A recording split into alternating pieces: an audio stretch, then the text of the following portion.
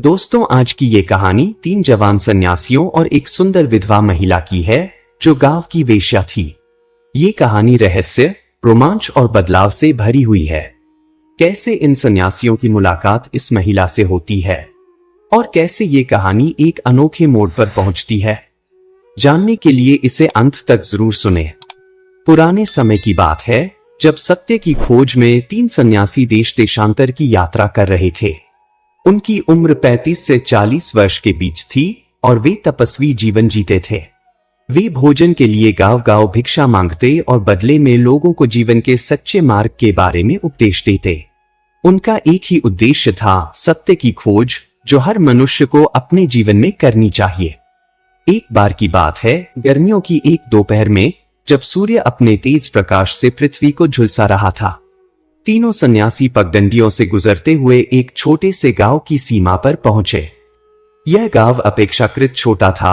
यहां गिने चुने घर थे और चारों ओर हरियाली फैली हुई थी। गांव के लोग सीधे साधे और आशावादी थे।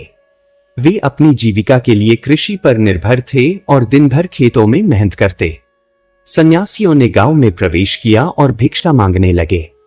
वे एक एक घर जाकर भिक्षा देही कहकर अन्न और जल मांगते। गांव के लोग श्रद्धा से उन्हें भोजन देते और उनके उपदेशों को ध्यान से सुनते। कुछ लोग अपनी समस्याएं भी उनसे साझा करते, जिनका सन्यासी धैर्यपूर्वक समाधान बताते। धीरे धीरे पूरे गांव में उनकी भिक्षा पूरी हो गई। लेकिन गांव के एक कोने में एक झोपड़ी थी जो सबसे अलग थी। वह गांव के अंतिम छोर पर खड़ी थी और वहां कोई जाता नहीं था। भिक्षा के दौरान एक सन्यासी ने एक ग्रामीण से पूछा, भाई, यह झोपड़ी किसकी है? हमने पूरे गांव से भिक्षा ले ली, लेकिन इस घर से नहीं। ग्रामीण का चेहरा अचानक गंभीर हो गया। उसने धीरे से कहा, बाबा जी, उस झोपड़ी में मत जाइए। वह आपके लायक स्थान नहीं है। सन्यासी ने आश्चर्य से पूछा, ऐसा क्यों? वहां कौन रहता है? ग्रामीण ने संकोच से कहा, वहां एक विधवा स्त्री रहती है, लेकिन अब वह एक वेश्या बन चुकी है। गांव के सभी पुरुष रात में उसके पास जाते हैं। वह अत्यंत सुंदर है और जिसने भी उसे देखा वह खुद को रोक नहीं सका। उसकी काली, गहरी आंखें और आकर्षक शरीर किसी को भी मोह में डाल सकता है। तीनों सन्यासी ग्रामीण की बात सुनकर एक दूसरे की ओर देखने लगे। उन्होंने एक दूसरे को इशारा किया और उनमें से एक ने कहा, ठीक है, हम वहां नहीं जाएंगे। ग्रामीण संतुष्ट होकर चला गया, लेकिन सन्यासियों के मन में जिज्ञासा जाग उठी। वे सोचने लगे, क्या सच में इस महिला का सौंदर्य इतना प्रभावशाली है? क्या यह केवल उसकी सुंदरता का आकर्षण है या कुछ और? आखिरकार तीनों ने निर्णय लिया कि उन्हें इस महिला से मिलना चाहिए। वे देखना चाहते थे कि वह कैसी है और क्या वास्तव में उसका आकर्षण इतना शक्तिशाली है कि कोई भी उसके वश में हो जाए। वे धीरे धीरे झोपड़ी की ओर बढ़ने लगे। जब वे वहां पहुंचे तो उन्होंने दरवाजे के सामने खड़े होकर आवाज लगाई, भिक्षा देही। कुछ क्षणों बाद झोपड़ी का दरवाजा खुला और भीतर से एक स्त्री बाहर आई। वह सचमुच अद्भुत सौंदर्य की धनी थी। उसके लंबे घने बाल उसकी कमर तक लहराते थे। उसकी आंखें गहरी काली थीं, जो किसी रहस्य को छिपाए हुए प्रतीत होती थी। उसका रंग अत्यंत गोरा और शरीर सुडौल था। सन्यासियों ने एक क्षण के लिए उसे देखा, लेकिन तुरंत अपने मन को स्थिर कर लिया। महिला ने एक मोहक मुस्कान के साथ उन्हें प्रणाम किया और कहा, यह मेरे लिए सौभाग्य की बात है कि आज मेरे द्वार पर सन्यासी आए हैं। पहले तो यहाँ केवल पुरुष आते थे, लेकिन वे किसी और उद्देश्य से आते थे। आज पहली बार कुछ भिक्षा मांगने आए हैं। उसके स्वर में एक अजीब सी नटखटता थी जो किसी को भी प्रभावित कर सकती थी। सन्यासियों ने शांत भाव से कहा, देवी, क्या हमें कुछ भोजन या पानी मिल सकता है? महिला ने हंसते हुए कहा, भोजन छोड़िए, कुछ और चाहिए तो बताइए। सन्यासी मुस्कुराए और बोले, नहीं देवी, हम मोहमाया से दूर हैं। हमें केवल थोड़ा जल पिला दीजिए। महिला ने इशारा किया, तो आइए भीतर चलिए, मैं आपको पानी लाकर देती हूं। तीनों सन्यासियों ने देखा कि यह महिला अत्यंत चतुर है। उसकी बातें और उसका रूप किसी साधारण पुरुष को वश में करने के लिए पर्याप्त थे। फिर भी वे निडर होकर भीतर चले गए। वे जमीन पर बैठ गए और कुछ देर बाद महिला पानी लेकर आई। उन्होंने पानी पिया और वह उनके सामने बैठ गई। तभी उनमें से एक सन्यासी ने उससे पूछा, देवी, क्या तुम्हारा स्वभाव बचपन से ही ऐसा था या परिस्थितियों ने तुम्हें ऐसा बना दिया? महिला ने पहली बार चौंक कर उन्हें देखा। उसने कहा, आज तक किसी ने मुझसे यह प्रश्न नहीं किया। लोग मेरे पास आते हैं लेकिन केवल मेरे शरीर को पाने के लिए। कोई मुझसे यह नहीं पूछता कि मैं कौन हूं, मेरा अतीत क्या है, मैं क्या चाहती हूं। इतना कहते ही उसकी आंखों में हल्की नमी आ गई। कुछ क्षणों की चुप्पी के बाद महिला ने कहना शुरू किया, मेरे पति की मृत्यु कुछ महीने पहले हो गई। मैं अकेली रह गई। कोई सहारा नहीं था, कोई खेत नहीं था, कोई काम नहीं था। जब मैंने काम की तलाश की तो हर पुरुष मेरा शोषण करने की कोशिश करता। तब मैंने सोचा, क्यों न मैं स्वयं ही वह बन जाऊं जिससे लोग आकर्षित होते हैं। तीनों सन्यासियों ने गहरी सांस ली। उन्होंने उसकी व्यथा को महसूस किया। अब आप ही बताइए, महिला ने कहा, क्या मैं गलत हूं? जब पेट की आग जलती है तो इंसान कुछ भी करने को मजबूर हो जाता है। समाज बिना कुछ दिए कुछ नहीं देता और मैं बदले में अपना शरीर देकर अपना जीवन चला रही हूं। सन्यासियों ने उसकी बात सुनी, लेकिन वे जानते थे कि यह मार्ग उसे कहीं नहीं ले जाएगा। तीनों सन्यासी ध्यानपूर्वक उसके चेहरे के भावों को पढ़ रहे थे। उनमें से सबसे अनुभवी सन्यासी, जिसे लोग देवर्षि कहते थे, ने सौम्य स्वर में कहा, देवी, संसार का नियम बड़ा विचित्र है। यह वही समाज है जो पहले किसी अबला का शोषण करता है और फिर उसी पर उंगली उठाता है। लेकिन यह सत्य नहीं कि जीवन यापन का केवल यही एक मार्ग है।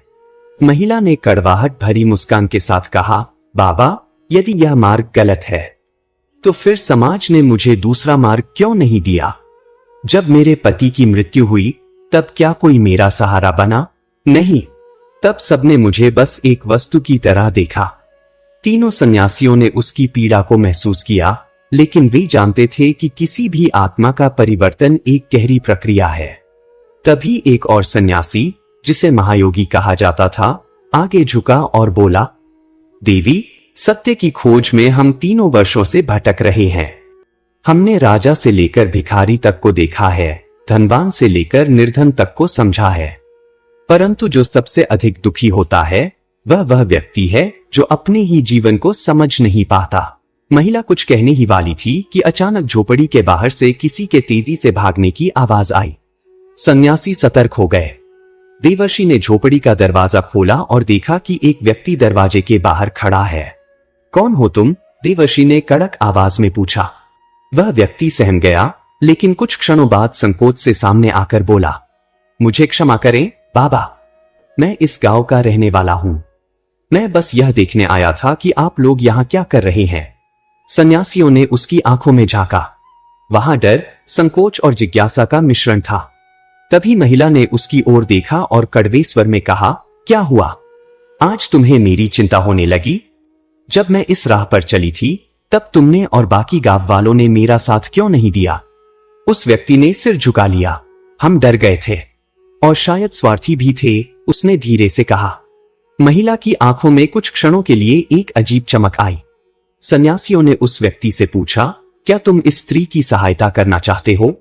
वह व्यक्ति कुछ क्षण मौन रहा, फिर बोला, अगर यह सच में अपने जीवन को बदलना चाहती हैं, तो मैं सहायता करने को तैयार हूं। महिला अब असमंजस में थी। उसे यह समझ नहीं आ रहा था कि क्या वह सच में बदल सकती है। उसने सन्यासियों की ओर देखा और पूछा, बाबा, यदि मैं इस राह को छोड़ दूं, तो क्या समाज मुझे स्वीकार करेगा? क्या लोग मेरे अतीत को भूल पाएंगे? महायोगी ने मुस्कुराते हुए कहा, देवी, जल को चाहे कितना भी गंदा कर दिया जाए, वह धैर्य और समय के साथ फिर से स्वच्छ हो सकता है। प्रश्न यह नहीं कि समाज क्या करेगा, प्रश्न यह है कि तुम क्या चाहती हो। महिला पहली बार निःशब्द हो गई। यह प्रश्न कभी किसी ने उससे नहीं पूछा था, लेकिन तभी कुछ ऐसा हुआ जिसने सबको चौंका दिया। झोपड़ी के बाहर कई लोगों की चहल पहल सुनाई देने लगी। गांव के कुछ पुरुष, जिनमें वही लोग भी थे जो पहले महिला के पास जाया करते थे। अब बाहर खड़े थे। उनकी आंखों में गुस्सा और घबराहट थी। बाबा लोग, आप यहाँ क्या कर रहे हैं? एक बुजुर्ग ने कड़े स्वर में पूछा। सन्यासियों ने उन्हें शांत रहने को कहा, लेकिन गांव वालों में बेचैनी थी। किसी ने कहा, यदि यह स्त्री सुधर गई तो हमारे लिए रास्ते बंद हो जाएंगे। यह वाक्य सुनते ही सन्यासियों को समझ में आ गया कि समस्या केवल इस महिला की नहीं थी, बल्कि पूरा समाज ही पतन के गर्त में जा चुका था। देवर्षि ने हाथ उठाकर गांव वालों को शांत किया और गहरी आवाज में बोले, भाइयों, हम केवल इस स्त्री की नहीं बल्कि पूरे गांव की भलाई के लिए यहाँ आए हैं। गांव के एक वृद्ध ने व्यंग्य से कहा, कैसी भलाई बाबा? यह तो जन्म से ही ऐसी थी। इसकी नियति ही यही थी। महायोगी मुस्कुराए और बोले, किसी की नियति जन्म से तय नहीं होती। अगर ऐसा होता तो एक पत्थर कभी मूर्ति नहीं बन सकता था। अगर कुम्हार मिट्टी को आकार न दे तो वह सिर्फ धूल रह जाएगी। इंसान वही बनता है जो वह खुद बनना चाहता है। गांव के लोग चुप हो गए। वे पहली बार किसी सन्यासी से ऐसी बातें सुन रहे थे। अब तीसरे सन्यासी, अचल मुनि, ने गांव वालों की ओर देखा और गंभीर स्वर में बोले, तुम लोग इस स्त्री को अपवित्र मानते हो, लेकिन क्या कभी यह सोचा कि इसे इस राह पर किसने धकेला? इसके पति की मृत्यु के बाद तुम में से किसी ने इसकी सहायता क्यों नहीं की? यह किसकी गलती थी? गांव के लोग एक दूसरे का मुंह देखने लगे। कुछ के सिर झुक गए। अचल मुनि ने आगे कहा, अगर एक पुरुष सन्यासी बन जाए तो लोग उसे पूजते हैं, लेकिन यदि कोई स्त्री अपना अलग रास्ता चुनती है तो उसे तिरस्कार मिलता है। यह कैसा न्याय है? गांव में कानाफूसी होने लगी। कुछ लोग मानो इस बात से सहमत होने लगे थे। सन्यासियों के शब्द सुनकर महिला की आंखों में आंसू आ गए। उसने हाथ जोड़कर कहा, बाबा, आज आपने पहली बार मुझे इंसान की तरह समझा है। मैं अपने अतीत से मुक्त होना चाहती हूँ। कृपया बताइए मैं क्या करूं? महायोगी बोले, देवी, सबसे पहले तुम्हें खुद पर विश्वास करना होगा। समाज का डर छोड़ो और अपने लिए एक नई राह चुनो। महिला ने सिर झुका लिया। फिर धीरे धीरे उसने अपने गहने उतारकर सन्यासियों के चरणों में रख दिए और बोली, आज से मैं अपनी पुरानी पहचान छोड़ रही हूं। मैं अब एक नया जीवन शुरू करूंगी। गांव के लोग यह देखकर आश्चर्यचकित रह गए। कुछ के मन में ग्लानि थी, कुछ के मन में सम्मान का भाव जाग उठा था। अब देवर्षि गांव वालों की ओर मुड़े और बोले, अब यह स्त्री नया जीवन शुरू करना चाहती है, लेकिन प्रश्न यह है, क्या तुम लोग इसे स्वीकार करोगे? गांव में फिर से हलचल मच गई। कुछ लोगों ने सिर हिला दिया, लेकिन कुछ अब भी संदेह में थे। तभी एक वृद्ध किसान आगे बढ़ा और बोला, बाबा, आपने हमारी आंखें खोल दी। अगर यह अपने जीवन को बदलना चाहती है तो हमें इसे स्वीकार करने में कोई संकोच नहीं होना चाहिए। धीरे धीरे और भी लोग सहमत होने लगे। कुछ युवकों ने कहा, अगर यह महिला मंदिर में पूजा पाठ करना चाहती है तो हम इसे रोकेंगे नहीं। सन्यासी मुस्कुराए। वे समझ गए थे कि परिवर्तन की प्रक्रिया आरंभ हो चुकी है। तीनों सन्यासियों ने महिला को आशीर्वाद दिया और कहा, अब तुम अपने जीवन को उस सत्य की ओर मोड़ो जिसकी तुम वर्षों से उपेक्षा कर रही थी। जो भी कठिनाई आए, धैर्य मत खोना। सत्य का मार्ग कठिन होता है, लेकिन यही तुम्हें वास्तविक आनंद देगा। गांव वाले अब पूरी तरह शांत हो चुके थे।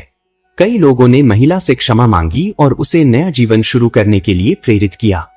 सन्यासियों ने गांव को अंतिम बार देखा और अपने मार्ग पर आगे बढ़ने लगे।